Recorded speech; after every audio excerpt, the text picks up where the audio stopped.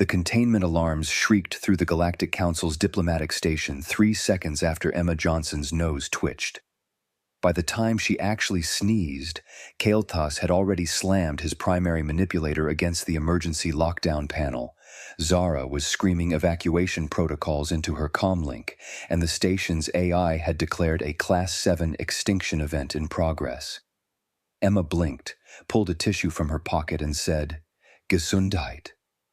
"Biological weapon detected," the AI announced, its normally calm voice pitched to emergency frequencies. "Pathogen dispersal confirmed. Initiating station-wide quarantine. Estimated casualties, total." According to YouTube analytics, 99.6% of viewers are not subscribed. That's a huge number. By subscribing the channel that is completely free, you'll help support the channel and never miss fresh content. Kael'thas stared at Emma through the rapidly descending transparent barrier, his 3 eyes wide with what she was pretty sure was absolute terror. "Don't move! Don't breathe again!" "I mean, I kind of have to breathe," Emma said, wiping her nose. "It's this whole staying alive thing we humans do." "Security Chief Kael'thas to command," he barked into his communicator, backing away from the barrier. "We have confirmation. The human has deployed biological weapons. I repeat, the human has—" "I sneezed," Emma interrupted. "It's just a sneeze. There's dust in the air filtration system I was literally here to fix, before you all started panicking." Zara's voice crackled through the station speakers. "Sensors are detecting millions, no, billions, of self-replicating organic particles dispersed into the atmosphere, protein structures unknown to our database, thermal signatures indicating active cellular warfare. By the 7 suns, the readings are still climbing." Emma looked at her tissue. "Yeah. That's just how sneezing works. Mucus, immune cells, it's totally normal." "Nothing about this is normal," Kael'thas shouted, his voice cracking. "Our sensors have identified 63 distinct pathogenic markers in the air around you right now." "Probably dust mites," Emma offered helpfully. "They're everywhere. Microscopic things that eat dead skin cells." "Super common." The security chief's skin changed colors. Something Emma had learned meant extreme stress. "You're telling me you've been walking around this station covered in creatures that consume organic matter?" "I mean, yeah. So are you, probably. They're like everywhere in the universe where there's—" "Medical emergency override," Zara's voice cut through. "I'm coming in, full containment protocol." "Doc, that seems excessive," Emma said, but 3 minutes later, Zara emerged from a decontamination corridor wearing what looked like a spacesuit designed by someone who'd watched too many horror movies. The suit was transparent enough that Emma could see the chief medical officer's face, which currently displayed an expression somewhere between scientific fascination and existential dread. "Don't move," Zara said, holding up a scanning device that was beeping so frantically it sounded like it was having its own panic attack. "Just explain exactly what happened." Emma shrugged. "Dust got in my nose. My nose decided it didn't like the dust. I sneezed. It's this reflex thing humans have. Happens when we're irritated by particles or sometimes bright light or—" "Bright light triggers biological weapon dispersal?" Kael'thas interrupted from outside the barrier. "What? No, that's just— Look, can someone please explain why everyone's treating a sneeze like I just detonated a bomb?" Zara moved her scanner closer, and its beeping intensified. "Because according to every biosafety protocol in Council space, you just did. The particulate matter you expelled contains active biological agents with molecular structures we've never encountered. The thermal energy readings suggest these agents operate at temperatures that would denature the proteins of every known life form in this sector." "That's my immune system," Emma said slowly. "It runs at like 37 degrees Celsius, human body temperature." The scanner fell from Zara's manipulator. 37 degrees? That's weapons-grade thermal activity. Most combat nanobots don't operate at temperatures above 28 degrees. Cool, ours work at 37. Is that a problem? Is that a... Zara caught herself, forced calm into her voice. Let me approach this scientifically. You're telling me that your body continuously maintains temperatures sufficient to denature most known proteins, and inside this thermal environment, you operate billions of autonomous cellular units that identify and destroy foreign organisms? Yeah, white blood cells. They're great. Keeps us from dying of infections. Kael'thas was frantically typing on his console outside the barrier. I'm accessing Earth's first contact files. The biological assessment team classified humans as fragile carbon-based life forms with minimal defensive capabilities. Emma laughed. Who wrote that report? We literally told them Earth is a Class 12 death world. Class 12 is, that's... Zara pulled up a holographic display. That classification is reserved for planets where the dominant species has survived multiple extinction events, where the atmosphere is actively hostile to most life forms, where the gravity exceeds safe parameters, and where... She stopped, her skin tone shifting. Your assessors never correlated the environmental data with the biological data. Yeah, that tracks, Emma said. Honestly, you guys seemed really excited about us being delicate and soft, so we didn't want to be rude and correct you. The station AI spoke again. Emergency council session initiated. Counselors are en route to command chamber. Oh, great, Emma muttered. This is getting official. Within minutes, the chamber outside Emma's containment area filled with representatives from 17 species, all maintaining what they clearly considered a safe distance from the transparent barrier. Vexathul, the weapons analysis director, arrived last, took one look at the sensor readings on the main display, and his entire body went rigid. That can't be accurate, he said flatly. Verified through 6 independent systems, Zara replied. The human expelled approximately 40,000 projectile particles at velocities exceeding 100 kilometers per hour. Each particle contained millions of active biological agents. I sneezed, Emma said tiredly. One time. This is a massive overreaction. Vexathul turned to stare at her. You're telling me that your species can spontaneously generate and deploy biological weapons at supersonic velocities, and you consider this normal? I'm telling you that sneezing is a totally normal bodily function that happens when stuff irritates our nose. We do it like 40,000 times in a lifetime, more if you have allergies. 40,000? Jotaro, the xenobiology expert, looked like he might faint. You're saying each human performs this sneeze weapons deployment 40,000 times? It's not a weapons deployment. Okay, hang on. Emma pulled out her datapad. Look, I'll send you guys some basic human biology information. Maybe that'll help. She transmitted the files. The silence that followed as the council reviewed the data was profound and deeply uncomfortable. Finally, Jotaro spoke, his voice barely a whisper. Your immune system operates continuously. It never deactivates. Well, yeah. If it deactivated, we'd die. The white blood cells you mentioned, Zara said carefully. According to this data, they identify, pursue, and destroy foreign organisms through both chemical warfare and physical consumption. Sure, that's their job. And you have billions of them. About 37 billion, I think? Give or take. Vexathul was scrolling through the data, his movements becoming more agitated. These stomach acid readings. This must be an error. A pH of 1.5? That's a universal solvent. You're telling me humans carry industrial-grade acid in their bodies? How else would we digest food? Most species, Jotaro said faintly, use enzymatic breakdown at neutral pH levels. Acid this strong would dissolve our internal organs. Emma winced. Yeah, we have a mucus lining to protect against that. Pretty handy.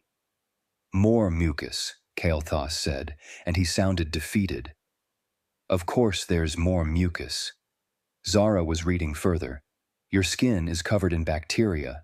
This says the average human hosts more bacterial organisms than there are citizens in the Xylar Republic. Skin flora, they're friendly, help protect against bad bacteria. You're telling me, Vexthul said slowly, that humans engage in biological warfare against biological warfare using biological warfare agents, and you consider this friendly. When you put it like that, it sounds weird. It is weird, several council members shouted in unison. Jotaro collapsed into a chair. The oxygen levels, I thought that was a sensor error. You breathe pure oxygen at 21% concentration? It's mixed with nitrogen and other stuff, but yeah, about 21% oxygen. Oxygen is toxic, Jotaro said. It's a reactive oxidizing agent. Most species can tolerate it at 3 to 5% concentration at most. You're breathing levels that would cause cellular damage to... He paused, reading further. Oh no, you require it. You use it to generate energy through controlled oxidation reactions in every cell. Cellular respiration. See, you get it.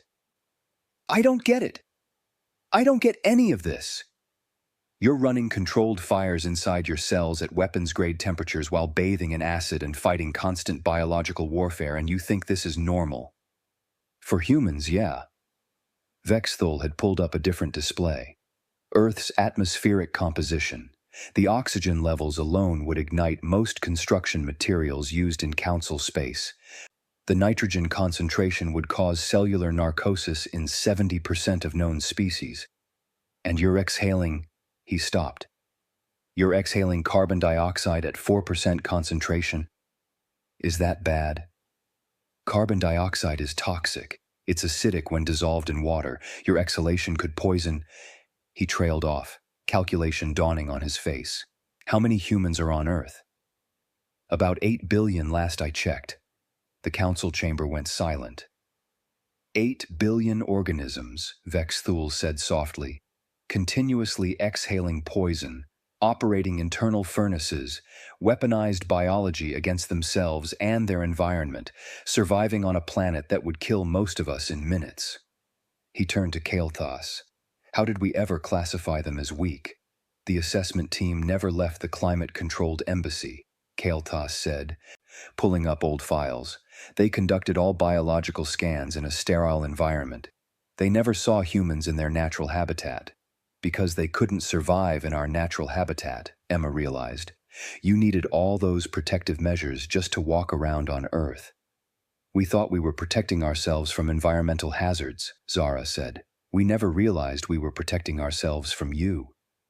Jotaro was still reading. The temperature range. Humans can survive from -40 to +50 degrees Celsius?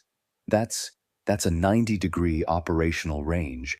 Most species have 20 degrees at most. Yeah, we're pretty adaptable. Persistence hunters and all that. Persistence hunters? Vexthul looked it up. You chase prey until it dies of exhaustion? You can maintain pursuit for hours? Some people do ultramarathons. That's like running for 100 miles or more. Through hostile environment. Sometimes there are mountains involved. And deserts. One race in France is pretty famous. The council members looked at each other, a species-wide realization dawning across multiple faces. We mocked them, Jotaro whispered, in the first contact reports. We called them fragile and vulnerable, and we mocked them. To be fair, Emma said, we didn't correct you because it seemed like the polite thing to do. Plus, honestly, you all seemed really worried about us, and it was kind of sweet. Sweet, Kael'thas repeated. We've been treating an apex predator species from a death world like they were endangered fauna, and you thought it was sweet? Emma shrugged. I mean, yeah. It's nice that you cared. Zara sat down heavily. I need to completely restructure our entire understanding of human biology. Nothing in our medical texts applies. Your species breaks every rule of biochemistry we thought was universal. So, can I leave the containment field now? Emma asked. I still need to fix that air filter. The air filter, Vexthul said. That's what you're concerned about? Not that we just discovered your entire species is a walking biological weapons platform? It's not a weapons platform, it's just how we work. And yeah, the air filter's broken. That's why there's dust. That's why I sneezed. If I fix it, problem solved. Kael'thas looked at the containment protocols still flashing on his screen. If I deactivate this barrier and you sneeze again, then I'll sneeze again. It happens. I'm not going to dissolve you or anything. You can't promise that, Jotaro said. Your stomach acid could dissolve most of us.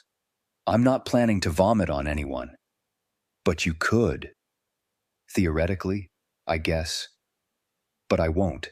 Zara stood up. We need to completely revise Earth's status. Immediately. This goes to the High Council. Humans can't be classified as standard carbon-based life forms anymore. What are you going to classify us as? Emma asked. The council members looked at each other. Category Prime Biological Hazard, Vexthul suggested. Weaponized Environmental Survivors, Jotaro offered. Death World Apex Species with Excessive Defensive Capabilities, Kael'thas said. How about just humans? Emma suggested. We're really not that scary once you get used to us. Not that scary? Zara's voice pitched up. You breathe poison, sweat acid, operate at temperatures that denature proteins, host trillions of bacteria, and fight constant internal warfare against your own biology as standard operating procedure. Okay, when you list it all out like that, and that's just the passive stuff, Vexthul pulled up more data. I'm reading about something called adrenaline.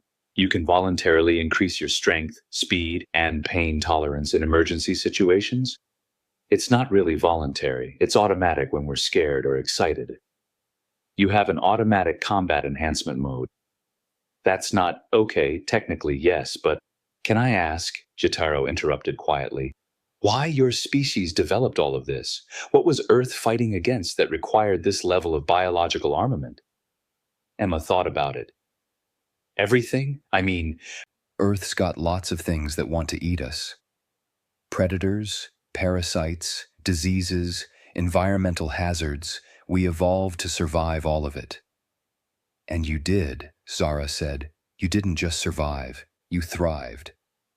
You became the dominant species on a planet that would kill most council species in under an hour. When you put it that way, it sounds impressive. It is impressive, Kael'thas said. It's terrifying, but it's impressive. Vexthul was typing rapidly. I'm recommending to High Command that humans be immediately considered for Biological Warfare Division consulting. Hard pass, Emma said. I'm a maintenance engineer. I fix air filters. I'm not a weapon.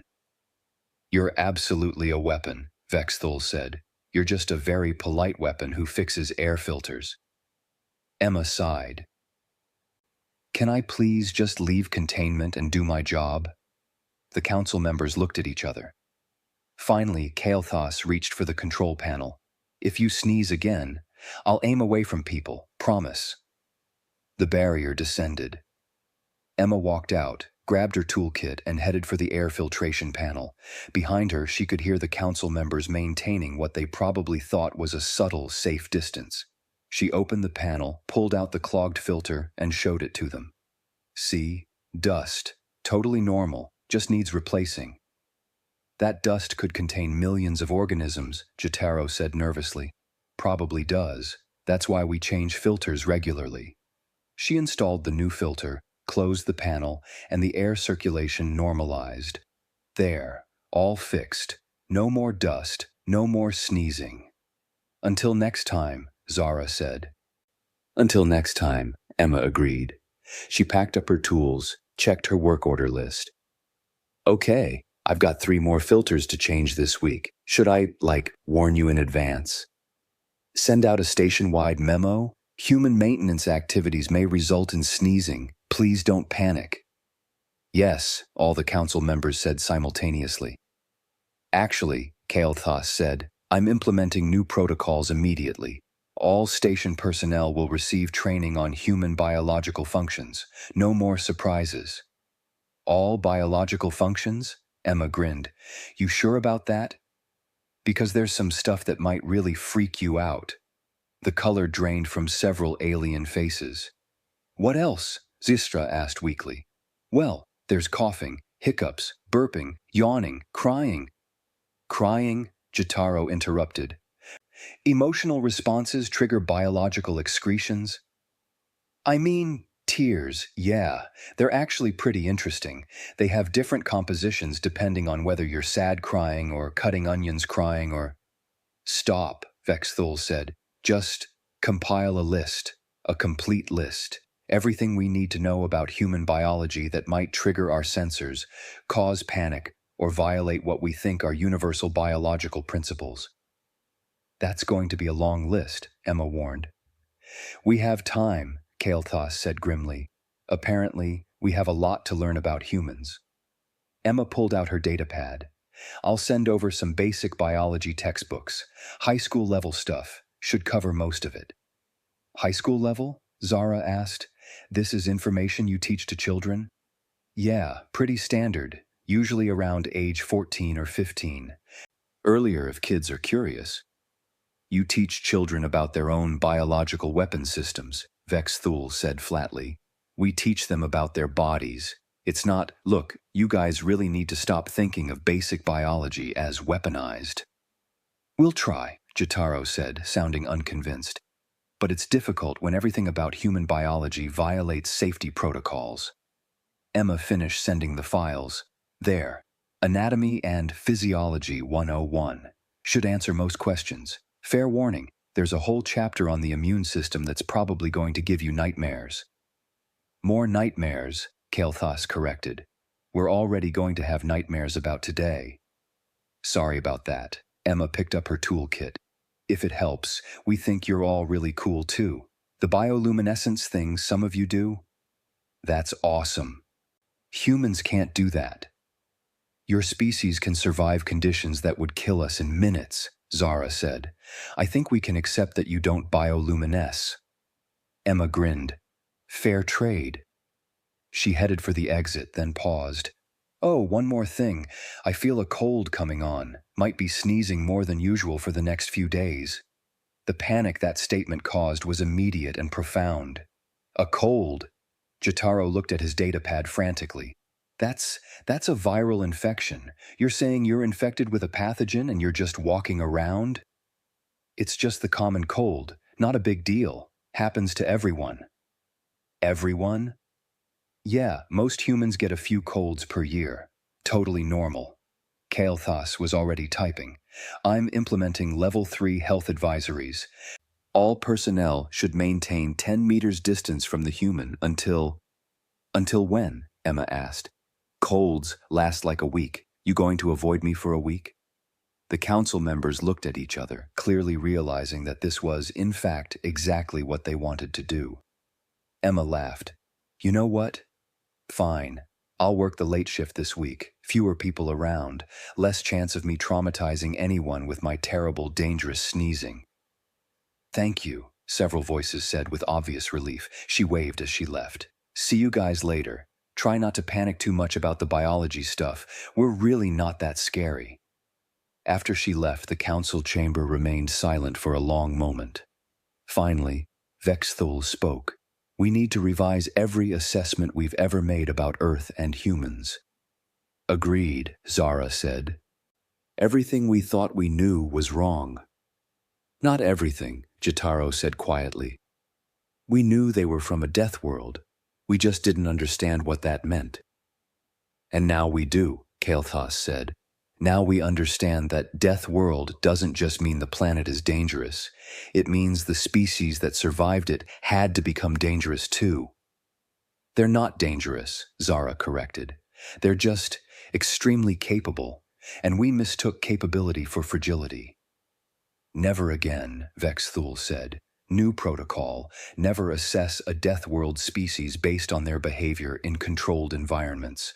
Always account for their actual survival capabilities.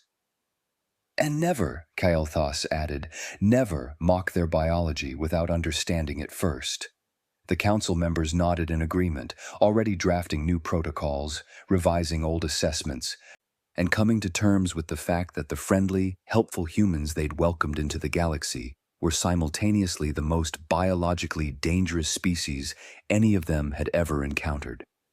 Meanwhile, Emma was 3 corridors away, humming to herself, completely unaware that she'd just triggered the biggest shift in galactic biological safety protocols in Council history. She felt another sneeze coming on, grabbed a tissue from her pocket and thought, "These aliens are so dramatic. It's just a sneeze." Behind her, somewhere in the station, an alarm went off again. Emma sighed. Going to be a long week.